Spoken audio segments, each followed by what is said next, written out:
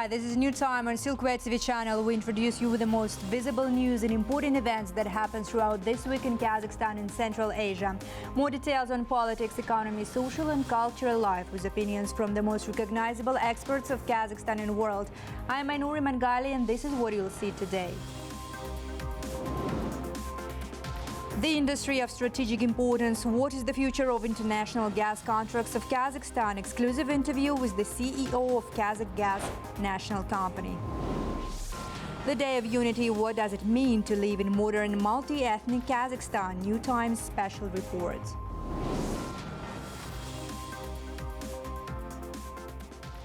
And let's start from the official agenda. Kassym-Jomart Tokayev hosted the Singapore parliamentary delegation led by Speaker Si Peng at Akorda.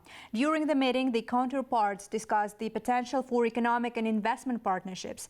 President Tokayev emphasized both countries' eagerness to enhance cooperation, highlighting the significant role of parliamentary diplomacy in bolstering international ties.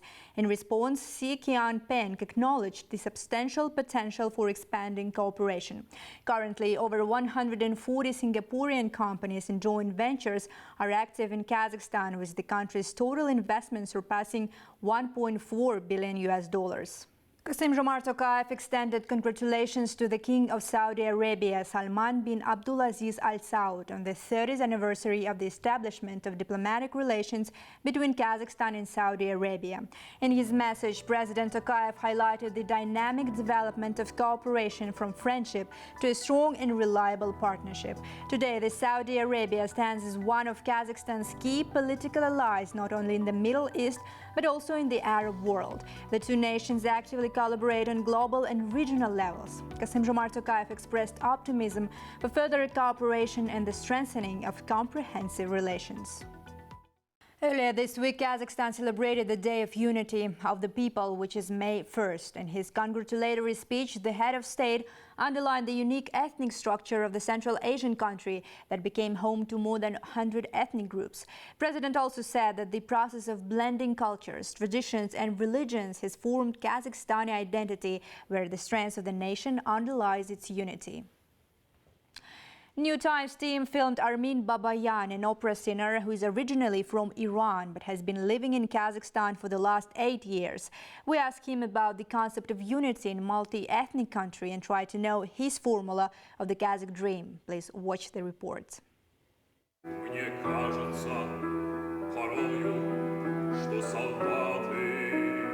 Arman Babayan moved to Astana in 2016 upon enrolling at Chabut University of Arts. After completing his studies in vocal arts, he chose to remain in Kazakhstan after receiving a job offer. Presently, he serves as a guest singer at Astana Opera, State Opera and Ballet Theatre. Yet the artist's musical journey began long before. It started from very childhood when I was probably 13 or 14 years old. I started to play some percussion instruments. Our national percussion instrument, and then further I fell in love with opera and singing, and then I started to have some courses and classes with teachers, with vocal teachers in Iran. Kazakhstan is a melting pot of diverse cultures with many nations coexisting harmoniously, as observed by Arman Babayan. Currently, the opera singer holds a permanent residence permit, allowing him to reside in Kazakhstan indefinitely. The atmosphere is quite friendly, I would say. Of course, there is some miscommunications because we are coming from different culture. Culture might be different here. But what I take from here, what impresses me is actually the people are very friendly to you as a foreigner, and they let you to express yourself. And further, if you are really specialist in your own affairs, then there is the chance to work and express yourself here. This is what happened to me, myself. According to the Bureau of National Statistics, the number of foreigners moving to Kazakhstan for permanent residency nearly doubled compared to the first half of the previous year. For instance, in the first half of 2023, over 13,000 people moved to Kazakhstan for permanent residency, with an increase of 87% compared to the same period in 2022. As experts note, Kazakhstan attracts more and more people living in the country, exercising a peaceful coexistence of different ethnicities residing under the protection of the blue flag. Baljan Samigulna, Nauruz Bazarov, New Time. The foreign ministers of Azerbaijan and Armenia will meet in Almaty to discuss issues related to a peace agreement, stated President Ilham Aliyev during a phone conversation with U.S. Secretary of State Antony Blinken. According to Aliyev, the meeting in Kazakhstan's largest city became possible thanks to an offer from the Kazakh side. The exact date of the negotiations has not yet been announced. It is worth reminding that Azerbaijan and Armenia have started practical delimitation of the state border. President of Kazakhstan, Kassym-Jomart Tokayev, welcomed readiness of both countries to hold talks. The head of state said that the meeting will contribute to the earliest establishment of a strong and long-term peace in the region. It is symbolic that this important event will be held in Almaty, where in December 1991 the historic Almaty Declaration was signed, and which laid the foundation for independent development of CIS countries and endorsed the principles of determining interstate borders. Kazakhstan, Turkmenistan and Afghanistan agreed to enhance transit and transport infrastructure in Afghanistan, the move that will allow easier logistics in Central Asia, experts noted. More details on these and other news topics from Central Asia are in the review of my colleague, political observer Ozhet Shigirbayev. Ozhet, good evening. The floor is yours. Thank you, Ainur, for giving me the floor. I'll be ready to share my top 3 Central Asia news in a moment.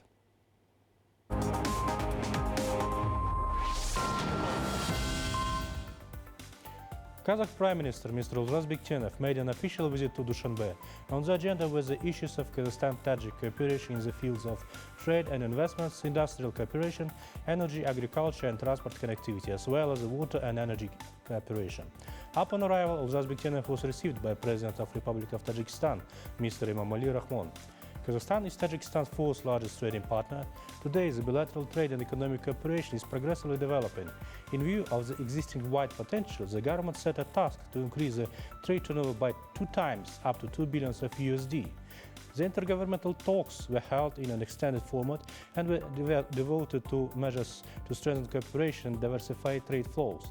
The readiness of Kazakhstan to increase export of 85 commodities items worth about 190 million of USD was noted.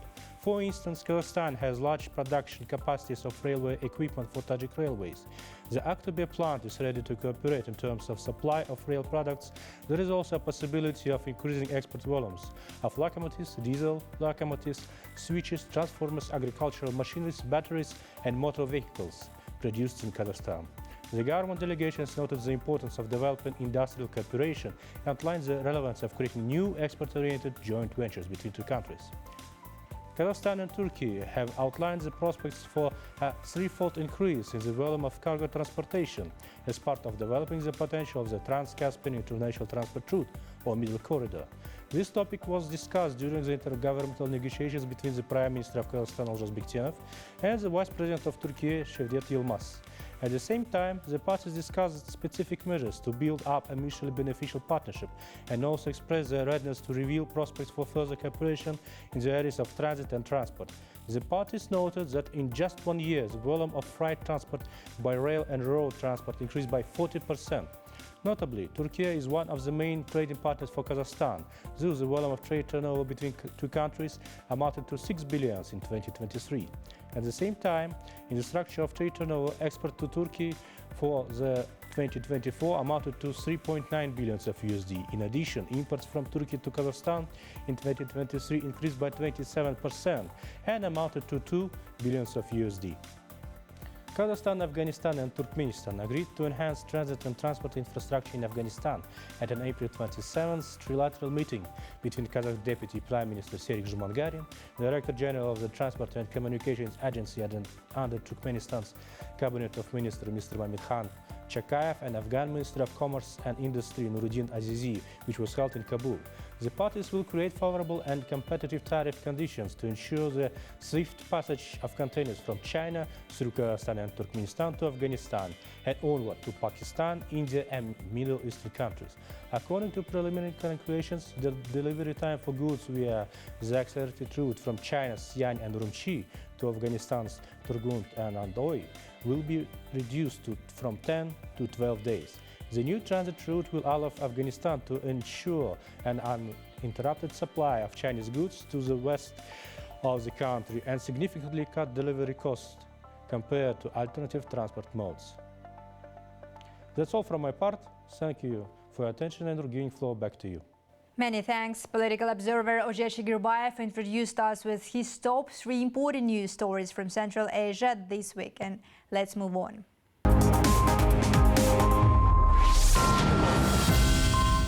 60 billion cubic meters of gas is planned to produce in Kazakhstan by the end of 2024. The data introduced by the Kazakh Ministry of Energy and Kazakh Gas national company suggests a sustainable growth of production in recent years. In comparison with 2023, gas output in the country grew by 2.4%.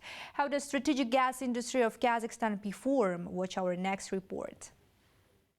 For the past 30 years of independence, the oil and gas sector has played a crucial role in Kazakhstan's economy. Only in 2022, it contributed nearly $20 billion to the national fund and the Republican budget. These funds are allocated to 3 key areas: social assistance, healthcare and education. According to OPEC data, Kazakhstan ranks 19th in the world in terms of gas reserves. At the same time, experts note a growth in domestic consumption. According to the Kazakh Ministry of Energy, gas consumption has increased by 35% over the past 7 years. So the gas industry of Kazakhstan has gone through rapid changes.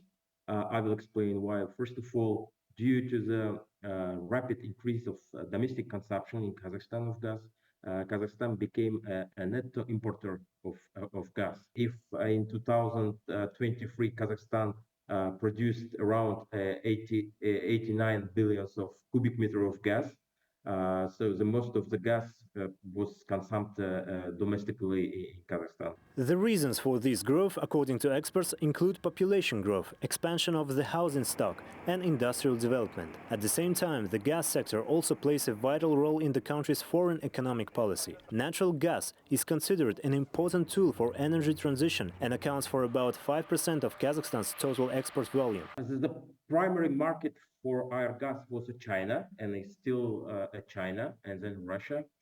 In 2018, Kazakhstan signed 5-year agreement with China, with CNPC and PetroChina to supply natural gas to neighboring country. For example, if you take statistics for 2022, Kazakhstan supplied to China about roughly 2.8 billion of cubic meter of gas, and to Russia 3.6 billion. The most significant projects in Kazakhstan's gas sector are Tengiz, Karachaganak and Kashagan. In 2023, Kazakhstan produced 59 billion cubic meters of gas, with more than 12 billion from Kashagan, over 16 billion from Tengiz, and around 22 billion from Karachaganak. These 3 fields collectively account for 85% of the country's gas production. To meet the growing demand, the government needs to expand the gas infrastructure base. At the end of March 2024, Kazakhstan announced plans to collaborate with Qatari investors on a project to build pipelines that will deliver gas from western regions to other parts of the country. According to new data delivered today by Kazakh Gas, Kazakhstan and Qatar will build 2 gas processing plants with capacities of 1 billion and 2.5 billion cubic meters per year. Daurian Sagulov, Ilyas Tulkabay, New Time. Kazakhstan can become a leading gas country, said Sanjar Zarkeshov, the head of the Kazakh Gas national company, in an exclusive interview for New Time. According to him, this is facilitated by the vast reserves of energy resources within the country's territory. The estimated volume of gas in Kazakhstan's subsoil is 62 trillion cubic meters, of which approved and recoverable reserves are 4 trillion cubic meters.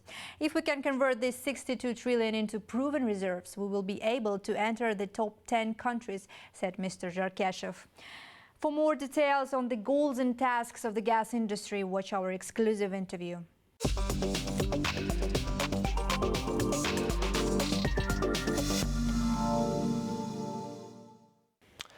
Thank you very much for joining us. It's a pleasure actually to have you here. And let me start from this question. Let us talk first about the importance of the maintenance of the energy security in Kazakhstan.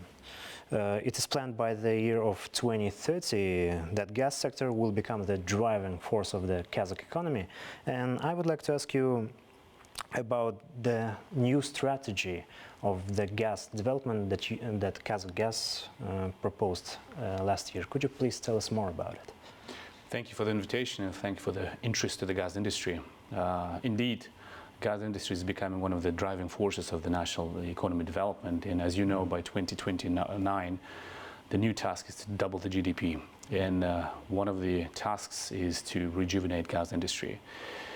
National company Kazakh was created back in 1992, as you know, and then it was merged with Kazakh Oil and then part of KMG.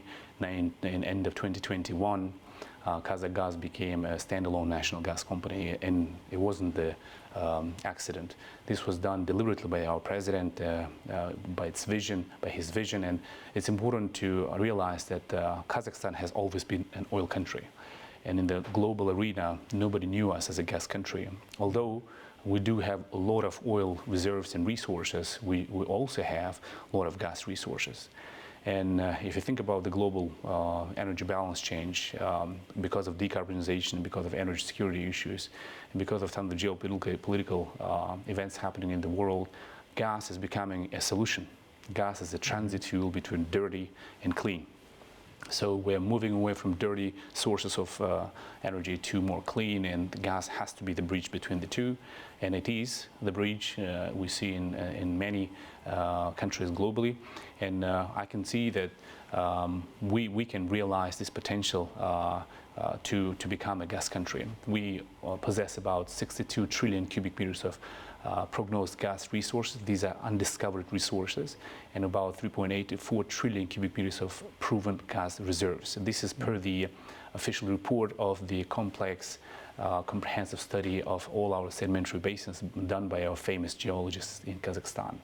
So in 2022, Kazakh has developed a new strategy to basically realize this whole potential of the gas industry in Kazakhstan, make Kazakhstan a gas country also, not only oil country, and also provide these resources, trade gas, methane basically, to our citizen, to our national economy, to exports and to transits as well. So if you think about the global scale in the energy balance, at the moment, roughly 70% of our electricity generation comes from coal, and per our Paris Agreement commitments, we have to significantly lower it. By 2030, per the Ministry of Energy's report, we have to achieve about 30% of that electricity generation that should come from gas. That's a huge change, huge shift in the energy balance, and we have to be ready for that. Kazakhstan signed an agreement with foreign companies for the development of the Pridorozhная field in the Turkestan region. Right. And you already mentioned that one of the main tasks of the Kazakhstan would be increasing the gas resource base in the country. So my question is, how can this and other cooperation with foreign companies in this regard be helpful? This is an important question. In the exploration and production business, it's important to use the best practices from the world. Usually the system called carry financing, which is basically an investor comes into a country, takes all the risks themselves, and doesn't put any financial or the geological risks on the national company. They take it on themselves.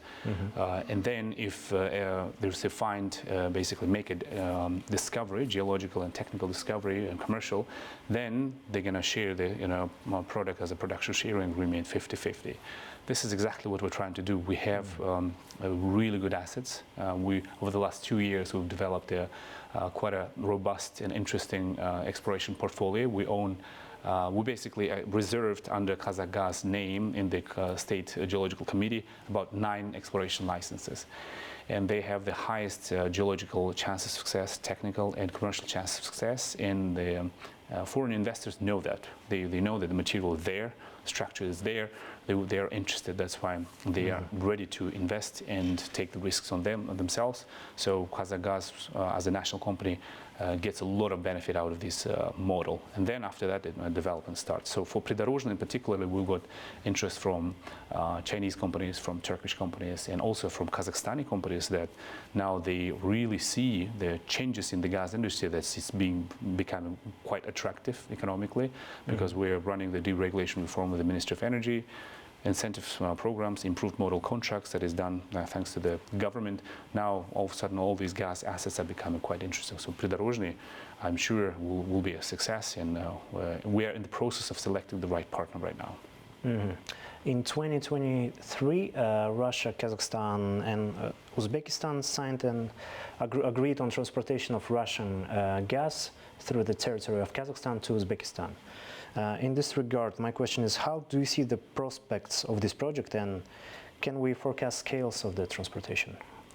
Absolutely. Kazakhstan, as the country that is landlocked but has very important neighbors, has a transit potential, and the country's leadership says we have to maximize its capacity and potential so that we can, use its territory for the benefits of its people. So this particular project is the case in point. So the agreement between Russia and Uzbekistan on purchasing gas was a great achievement, I think, because Uzbekistan needs gas, Russia has gas, and in between the two countries, Kazakhstan can be a transit country and had become. So the three presidents kicked off this project last October, and this was a great win for Kazakhgas, and because in the record time we were able to very quickly repair and reconstruct our gas transportation system so that we can ensure that our gas pipeline system is ready to make the transit. This was phase one. We are getting quite a significant revenue from the transit, and we're using that to develop our national economy. We reinvest into our exploration and production assets, boosting our and modernizing our gas transportation system and some of the downstream projects. And phase two will be, to answer your question, will be another boost to this volume, and will be a significant boost, and that means there's going to be more revenue for Kazakhstan. At the moment, I can't exactly state the volume because it's a negotiation process between the buyer and the seller. So basically, buyer Russia, the buyer and purchaser. The purchaser is Uzbekistan side, and seller is the Russian side. So once they agree between each other, we're going to know the exact volumes, but we're basically getting ready to facilitate this transit. And last but not least, may I ask you, what is your vision of the future international cooperation, and what KPI do you set for the Kazakhgas, or maybe for the whole industry for the next 5 years? That's quite an important question, I would say. As I said, we have a robust strategy that is working, that is being implemented, that is giving results. So for me, for the next 5 years, we need to ensure that, first of all, the gas industry becomes economically viable. So the socially fair deregulation reform that is being implemented by the Minister of Energy and the Minister of National Economy has to reach its goals. So to ensure that gas industry is economically viable, and Kazakhgas plays a critical role in this. We're a 100% regulated monopoly. Secondly, as I said, we have a lot of gas, a lot of resources and reserves. We need to ensure we maximize the production out of these potential. Thirdly, obviously, main priority, I would say, for national company is ensuring the internal consumption in Kazakhstan. As I said, we're going to see a doubling consumption in the next 10 to 15 years, and we have to make sure that it's stable. We have given the delivery assurance to this consumption, the basic new businesses, citizen, the electricity generation, petrochemical projects, etc. So, and also international cooperation. So we border with some important gas countries, including Turkmenistan, Uzbekistan, China, and Russia. And I believe we can maximize a synergy between these countries. Across Caspian Sea, we border with Iran and Azerbaijan. These are all gas countries as well. So we need to make sure that we maximize our potential and become a significant player in this region, especially with our not only internal consumption, but the transit role and export role to these countries.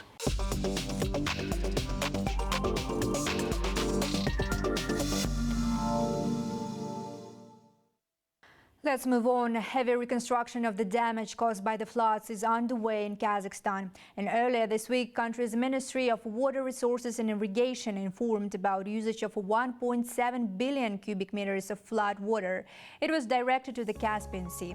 According to the ministry, 4 channels, Baksay, Narin, Chorная Rechka and Sokolok, are utilized for the purpose with a capacity of up to 12 million cubic meters of water per day. It's worth noting that this year, the Aktau region of Kazakhstan declared a local state of emergency due to the rapid decline of the Caspian Sea's water level caused by reduced river inflow. This situation has posed challenges for the local port and fishermen. Since the beginning of the flood period, 5.7 billion cubic meters of water have flowed from Russian territory via the Zhaik River. Of this amount, 1.7 billion cubic meters have currently entered the Caspian Sea through the Atyrau hydro post. The remaining water, which passed through the Ural-Yanbartsovo hydro post, will reach the Atyrau region in the coming days. Additionally, a supplementary canal, 14.5 kilometers in length, has been dug near the Sokolok channel to redirect water into the Caspian Sea. The Islamic Development Bank will allocate grants and financing for water management projects in Kazakhstan. The first tranches will be transferred this year. It was announced this week during a meeting between the Kazakh Minister of National Economy, Nurlan Baybazarov, and the president of the IDB Group in Saudi Arabia. The funds will be used for the building and reconstruction of reservoirs, hydraulic structures, and irrigation systems, as well as for the digitalization and introduction of water-saving technologies.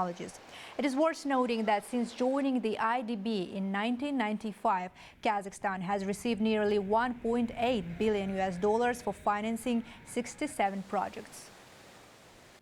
One of the leading universities in South Korea is preparing future diplomats, translators, and managers to strengthen cooperation with Kazakhstan in Kazakh.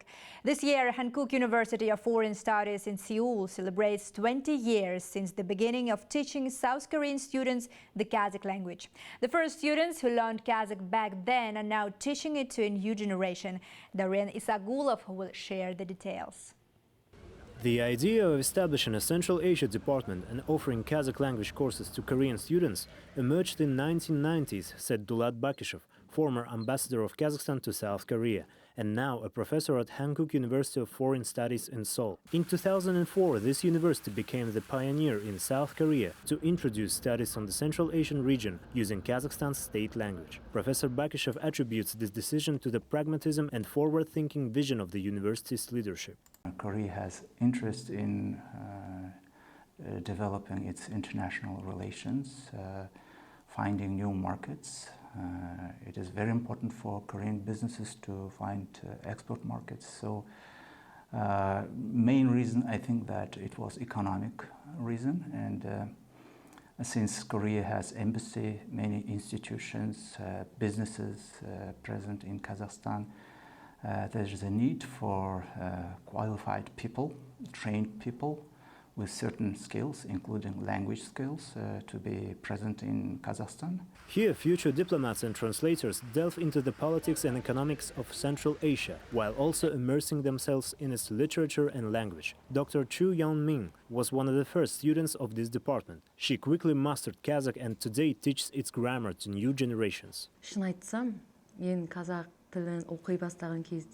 Frankly speaking, when I began learning Kazakh, unfortunately, we didn't have Kazakh-Korean dictionaries. We only had Kazakh-Russian or English dictionaries. With their help, I started studying the language at university in 2005. In 2007, through a student exchange program, I studied in Kazakhstan and practiced the language. I knew the grammar, I had a vocabulary. I just lacked practice. That's why communicating with people on the street was very difficult. In Korea, as you can imagine, there was little opportunity for communication practice, so I must admit learning the language was not easy. After 20 years, the situation has changed, said Professor Chu. Over the years of independence, the role of Kazakh in Kazakhstan has significantly strengthened. New teaching standards, as well as the abundance of Kazakh content, make it easier for Korean students to acquaint themselves with the language. The first lessons for beginners, I start with an introduction to Kazakhstan from the map, where the country is located. What is the population of Kazakhstan? Your country is multinational. I think this is where we should start lessons. As we are a mono-ethnic country, it is necessary to highlight our differences. Of course, I mentioned your Q-pop. In this aspect, your countries are similar, and I think this best reflects the current changes in Kazakhstan. Language is one of the bridges for cooperation between countries. Diplomatic relations between Kazakhstan and South Korea were established back in 1992. Seoul ranks 6th in terms of investment volume in the Kazakh economy. Mutual cultural and linguistic exchange is foundation of a strong partnership, Professor Bakshev said. Why I came to Korea, to this university, because I think that very important to have educated people with proper narratives, proper goals to develop bilateral relations. I see that Korea is need for knowledge and professionals who can train young Koreans to work in Central Asian states, including Kazakhstan. This year, Hanguk University has another anniversary, 70 years since its foundation. The university played an important role in the reconstruction of the country after the Korean War, producing numerous leaders and diplomats. And as you can see, some of yesterday's students are already working for the benefit of both countries today. Dorian Sagulov, New Time.